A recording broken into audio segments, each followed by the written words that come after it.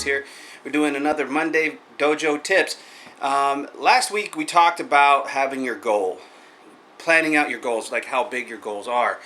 And so we want to go a little bit still on our phase one, because now we've discussed how you do your goals, like what are you shooting for, and then you're at the bottom rung here. So at that bottom level, you're going, okay, how do I get started in just teaching other people? How do I do it? Well, first off, do your checklist. Make sure you have a curriculum. What do you want to teach? Are you capable of teaching that? Okay, so you need to have your understanding of, one, you got to know what you're teaching. You got to have a curriculum set up. Make a small syllabus of basically what you want. If you have a ranking system, if you want to do like belts, I mean, if you're coming from a system that you got a black belt in or an instructorship in, they should have a syllabus for you to go from. They should have that. If you're trying to teach like just a self-defense portion and you're just trying to get away from all the belts and all that stuff, that's fine. But know that you're not going to build a large class based off of just a self-defense styled teaching. And I know people say that that's not true, but it is. The only way you're going to actually get in and start doing actual just self-defense things is if you really get into a seminar styled way. You start traveling and do seminars, or you go to your local areas around and do seminars, or you just hold certain like amount of days and you're doing these kind of instructionals, that kind of a thing. And then you have to go from that. So, but if you're looking for like a big actual, like I said, you want to own your own business, just a self-defense forum where you're just going to do the basic techniques, just the basic bare minimum things, that's not going to hold you over as a martial arts teacher or a dojo owner.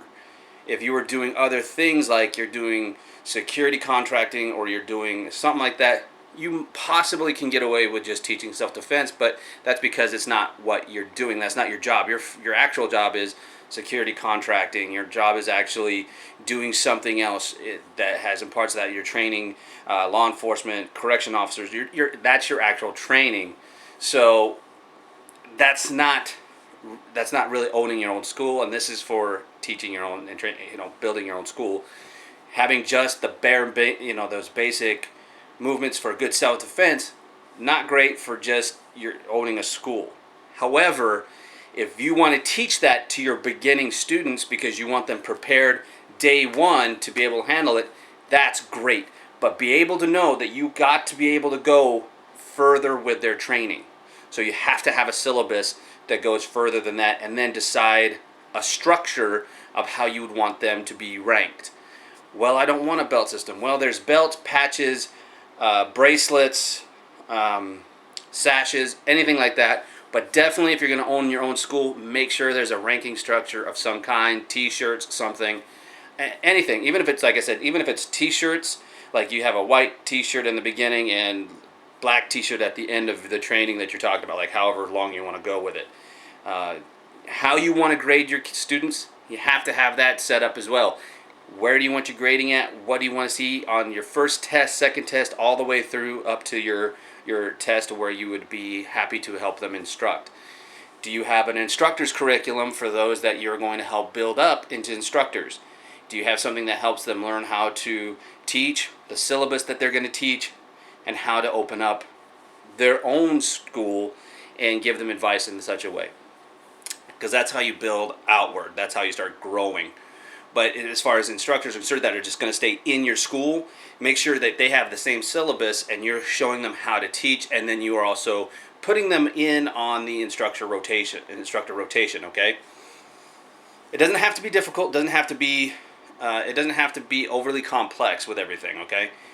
But do you have these things? So you have to have all this stuff set up.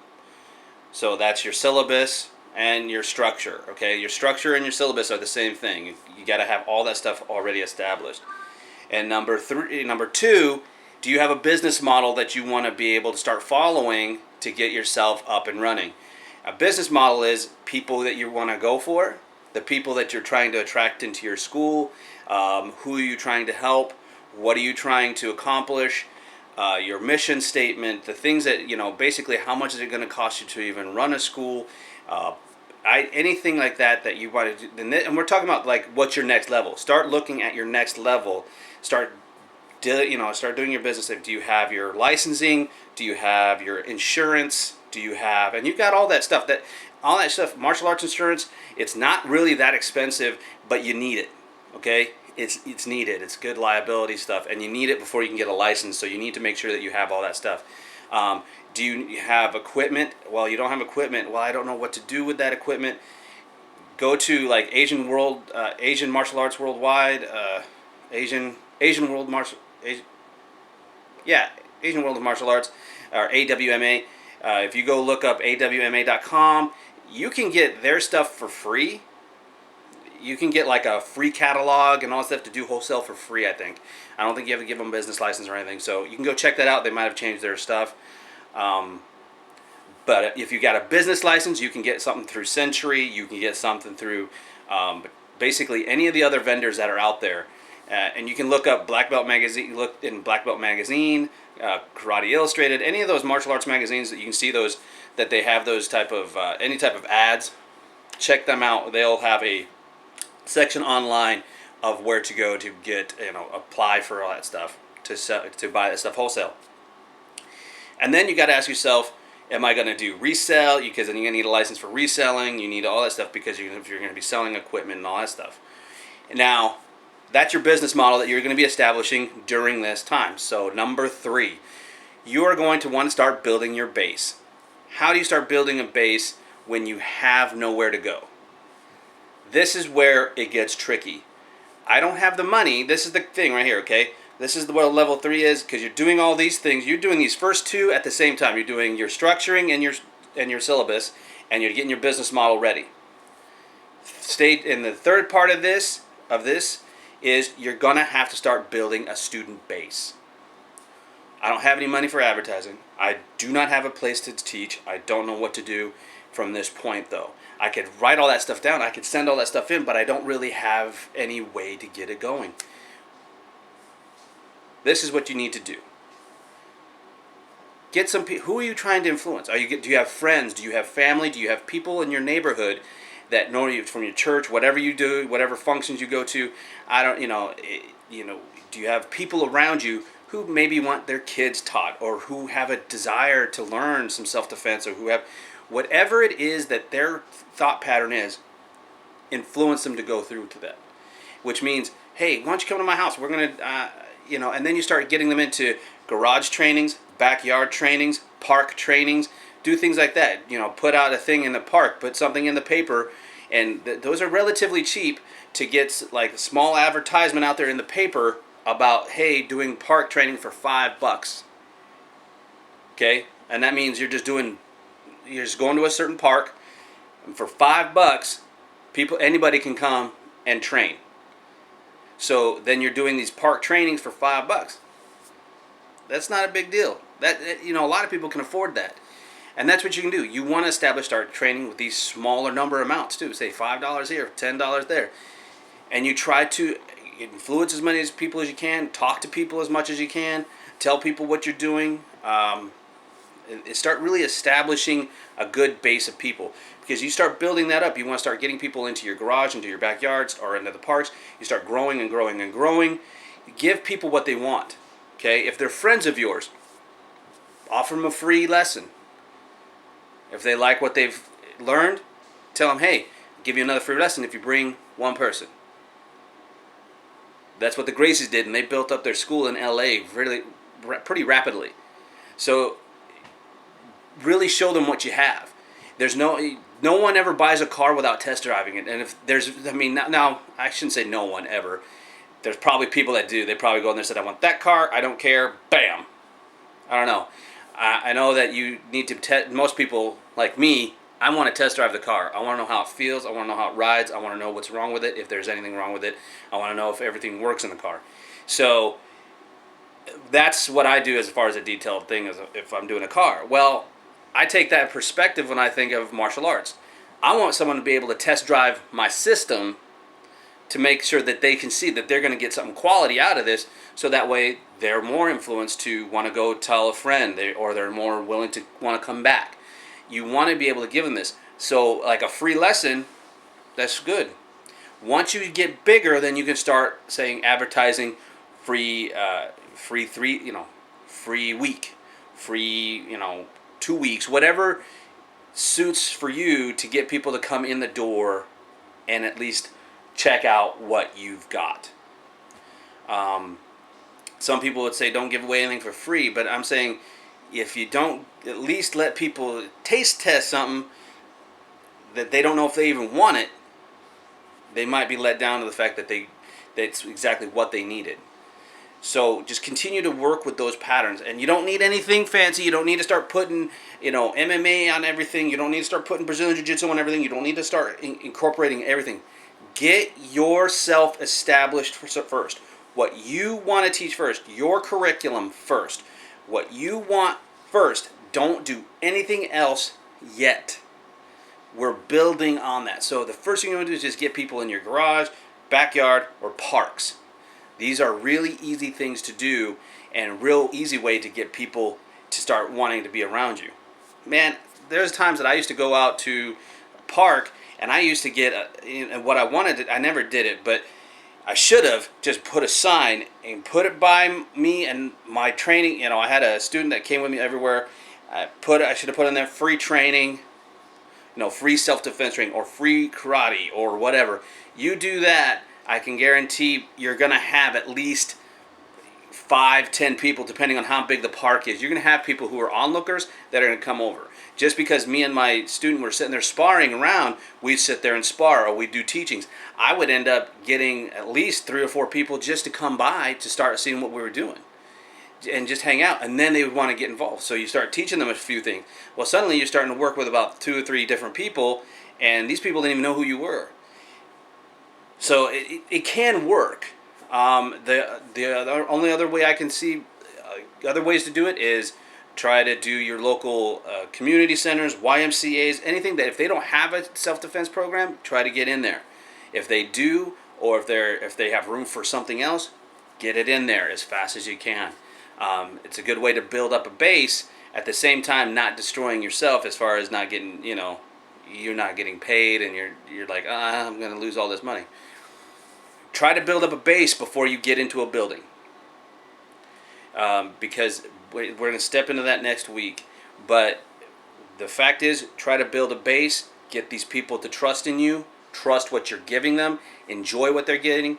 Offer free lessons, and make sure that they invite for another free lesson. And now later on you might start charging them, but if you're still in the backyard, you're still in the garage, then it doesn't do you any good. You'd be training there anyway. Okay? That doesn't change anything. You want to try to get out of that. So the basic thing is you have to build up clientele. And the best thing about building up that base is if you start getting some solid students, say you get about 10, say out of, I don't know, you end up with like about 15 people in your garage. That's 15 people that are solidly coming, okay? I'm talking about solid. They're there all the time. They want to come, they want to come, they want to come. And you say, hey man, for us to start even trying to think about, I would love for us to get into a place, but I need you guys to start paying at least $10 a month for us to start getting some build up so I can get equipment and start getting this stuff. And you'd be surprised how many people go, $10? I can do $10. And then you got 15 people giving you $10 a month. So, and that's not much, but if it's out of your garage, who cares? That's money that you just made that you can start putting away for savings. You can start putting it, or you can start buying equipment, or you can start doing something with it. We'll look into the loans and all that stuff later. Right now, you just be building all this up, and at the same time, you could be ranking these guys to different levels, so that way, when you do start your actual school, you got these guys coming in that have higher ranks. So when new people come in, you're not just surrounded by a bunch of new, just all these new ranks around, and they feel like there's nothing, they don't even care. They want to see people that are foolish when it comes to martial arts. They want to see the result. Okay, they want to see the belts. They want to see all that stuff. And yes, start establishing and thinking of uniform stuff now. Why? Because very few people really buy into the whole jeans and t-shirt thing. And I'm not saying that there's not people out there successfully doing it, because there are some people out there successfully doing, there are schools out there with t-shirts, jeans, and that's what they do. You have to have one of their school t-shirts, but you can wear shorts, jeans, athletic pants. It doesn't matter what you wear. Just make sure that it, fits the curriculum. But trust me, if you want to get extraordinarily larger, make a uniform system of some kind. It doesn't matter if it's gi pants and a t-shirt, or it's a full-on uniform, or whatever it is, a polo shirt and some athletic pants, or a t-shirt and athletic pants, just like Adidas, like jogging pants or whatever.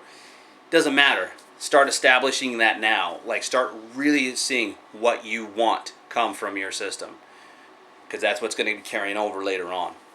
Because then you start giving. That's another thing you start doing. Once that money starts coming in, like I said, those $10 that you get from those friends, start investing. Investing gear. One good investment is t-shirts. T-shirts with the logo and your name, your system's name on it, and then have some sort of and then also cards. Invest in some business cards. Your name, your phone number, your email address, and everything on there for them to be able to get a hold of you. And then you can start handing those out. You can even give them to the people that are giving you money to say, hey, you guys want to see this grow? Start inviting people. Every time you hand me this card, I'm going to give you a session for free. And then make that an incentive. Eventually, yeah, you might be handing some guys some free stuff, but eventually you won't need to do that anymore, because there's going to be people just paying you as need be, and you're only handing it out to like instructors or people who have been there a long time to start handing things out, and then they get their sessions for free. Or you can start making deals like free testing or stuff like that. People say you shouldn't do money for tests. I say still charge for testing, because you're still going to get charged depending on what federation, what organization you get lined up with for any type of certificates. Oh, I don't have that, I'm not going to have that, I'm going to be my own. Well, then make sure you're lined up as an LLC, make sure you got yourself trademarked, and make sure you got all the organization stuff ready to go in your name, so that way you can hand out the certificates yourself.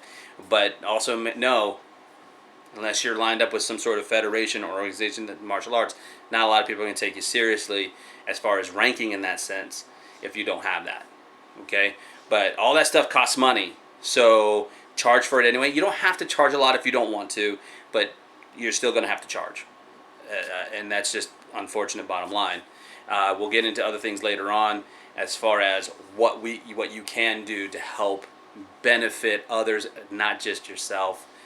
But so there you go, guys. One, put up your structure and basically your structure and your syllabus. It has to be number one. Two, start getting your business model set up. The people you're trying to reach, basically where do you want, who you want coming in, who you're trying to reach. Are you doing regular karate, all that stuff? I mean, you're trying to reach a certain type of a demographic. Plus, you want to know all the business stuff that you need, so that you can just hand that in with your business licensing, your liability insurance, all that stuff. All the business stuff has to come in here, which is like I said, the insurance, the licensing, all that stuff. You need that. Okay? And 3, start getting people in. Start getting them all into whatever it takes. Garage training, backyard training, offer free sessions. Start establishing a name. Start doing everything you can. Once you build up to where you can start asking for some money, because you say, hey, let's start growing. Share your vision with others so people can share that vision with you. So if they share your vision, they'll be just as motivated as you are to start going with it. And because there's a lot of times people say, man, people need to know this stuff. I used to hear that a lot. People need to know this stuff. I mean, there's not a lot of stuff out there they're doing with that. All right, start inviting people in. And I did. I used to get people come in like that. I had that happen in several instances when I was doing training. Now, it just never lasted because I was just never that interested. But for now, those are things you want to start doing. Okay? Like I said, you'd be training in your garage in your backyard by yourself anyhow. Now it's just time to start inviting people in, start training, and start teaching people what you know. Whether it's your kids, your grandkids, whether it's your nephews, whether it's your best friends, his kids, whatever it takes to start building up your clientele, and then go from there. Okay? I hope some of this helps somebody out that's out there trying to start their own business up. And remember, you can rely on yourself, be confident in your abilities, and still stay honest with everything you're doing. But I hope you guys get out there and follow your dream. Later.